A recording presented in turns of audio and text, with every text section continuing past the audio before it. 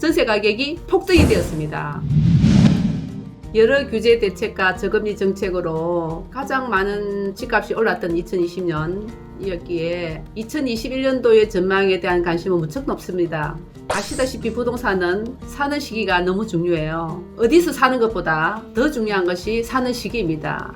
왜냐하면 집을 한번 잘못 살면 인생에 걸린 일일 수 있거든요. 사는 시기를 알아야 되기 때문에 이 전망에 대해서 잘 판단하시고 결정해 주시면 좋겠습니다. 지난 8년 만에 처음으로 강북부동산이 강남부동산의 매매 상승률을 뛰어넘었어요. 그렇다면 2021년은 과연 2020년처럼 계속 집값이 오를 것이냐 아니면 내릴 것이냐 정말 많은 의견이 있습니다. 이미 엄청나게 올랐다. 강남은 평당 1억을突破한 상태다. 이렇게 말을 하고 있거든요. 그것은 왜냐하면 2013년부터 조정 없이 계속 이렇게 상승해 왔기 때문입니다. 따라서 집값이 너무 올랐기 때문에 이제 조정이 올 거라는 의견도 있고요. 현재 가격이 어느 정도 거품이 쌓인 것이다. 이러한 의견도 있습니다. 다만 2021년, 2022년, 23년까지는 공급 부족은 여전하다. 그렇게 보는 분들도 많습니다. 그래서 가격이 오르겠다라고 보는 이유 세 가지를 본다면 첫 번째, 잘 아시다시피 공급 부족입니다.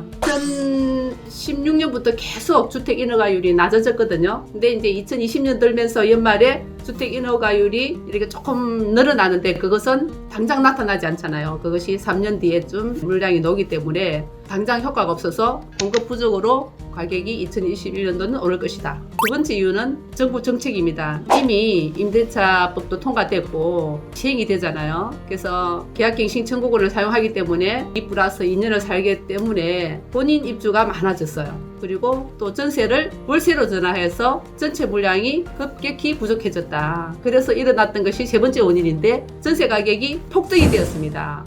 2020년도 서울에 보면 매매가 11.6% 정도 인상이 되었고 전국은 한 7.8%, 강북은 무려 12.79%로 상승이 되었어요.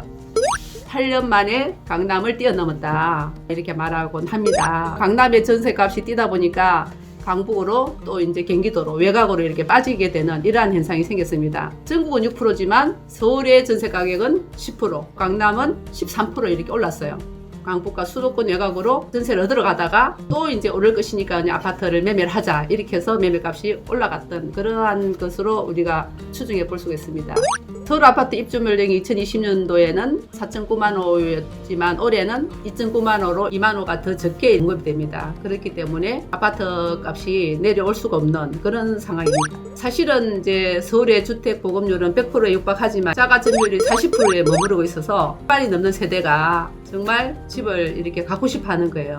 수요와 공급의 법칙에 대해서도 다들 아실 것입니다. 수요에 비해 공급이 부족하면 당연히 가격은 상승할 수밖에 없고 다주택자들이 내놓는 물건 역시도 공급이거든요. 그런데 2020년처럼 이례적으로 가격이 이렇게 상승하다 보니까 내가 내는 세금보다 주택 가격이 더 뛰기 때문에 굳이 내놓지 않고 버틴다는 거죠. 그러다 보니까 내놓을 수 있는 물량조차도 감소할 수밖에 없는 그런 상황입니다. 오히려 정려가 늘어나는 그러한 현상이 생기고 있습니다.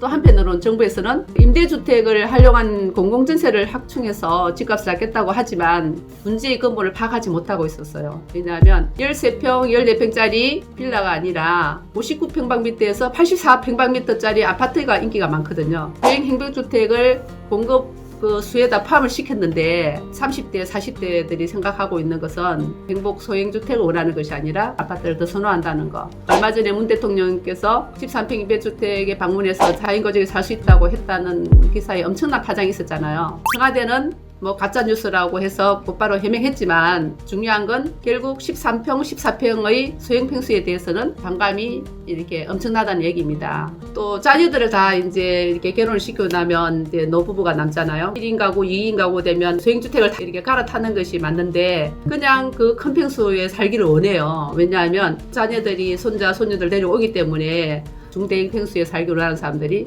많습니다. 이러한 그 사람들의 어떤 심리나 또 그러한 상황들을 파악하지 않은 채 작은 평수로서 공급으로 채운다는 것 자체는 이제 상당히 문제가 있다 이렇게 말씀드릴 수 있습니다. 결국 부동산 가격은 공급과 정부 정책에 달려 있는데요. 지금까지 말씀드린 이유로 인해서 한 해 동안 부동산 가격은 올라갈 것은 분명합니다. 그러나 당장 이제 4월 달에 서울시장 보궐선거가 있고 내년에는 대통령 선거가 있잖아요. 만약에 이제 서울시장이 야당이 된다면 정책도 변화가 올 것이다라고 이렇게 지금 생각해 볼 수 있습니다. 사실 공급 문제에 대해서 변장엄 이제 국토부 장관이 700% 역세권으로 이렇게 공급을 상향시켜서 이렇게 많이 공급하겠다라든지 또 너무나 많은 상기 신도시 토지를 구입하는 것 때문에 돈이 많이 풀리잖아요. 그래서 자산 가치가 떨어져서 인플레가 올 것이다. 돈이 가치가 없을 것이다. 이러한 얘기도 하시는 분들이 있는데 이제 보면 공장 가동률이 70%밖에 안 된다고 해요. 그런 상태에서 신입사원을 뽑겠습니까? 안 뽑잖아요. 그러면 뭐 구직도 안 될 테고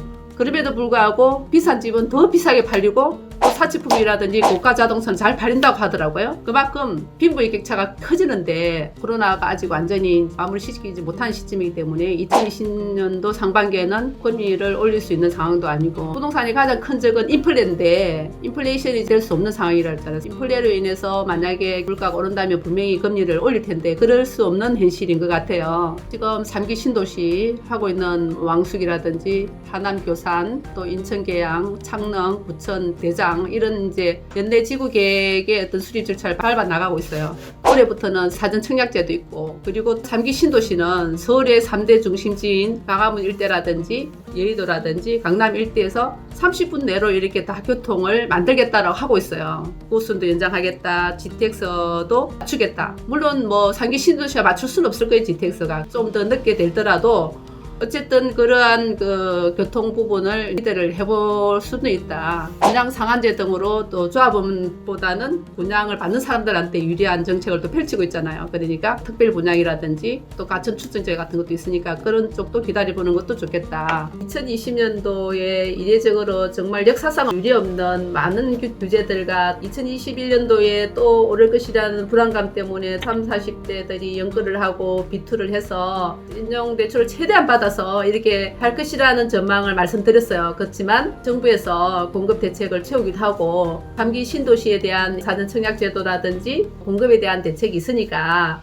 부동산이 계속해서 조정 없이 2014년부터 이렇게 올라왔기 때문에 이것이 2024, 25, 26까지 계속 한다라고 저는 볼 수가 없어요. 우리가 머리 끝을 알 수가 없지만 어깨를 넘었다는 것은 분명히 말씀드릴 수 있어요. 그래서 좀 더 다른 각도의 어떤 부동산 공급 대책이라든지 이러한 부동산 안정화 대책을 믿고 기다려보는 것도 중요하다. 어차피 어디에 살 것이라는 생각을 하고 계시잖아요. 3기 신도시 같은 경우는 서울 중심지로부터 30분 범위 내에서 이런 교통대책을 세운다고 하니 쉽게 시대 조류에 합류해서 본인이 할 수도 있는 상황이 아님에도 불구하고 과잉으로 빚을 끌어들인다든지 영혼까지 끌어들이는 이런 투자를 경계해야 되겠다라는 말씀으로 2021년도 전망을 마치고자 합니다. 유익하셨다면 구독과 좋아요 부탁드립니다. 감사합니다.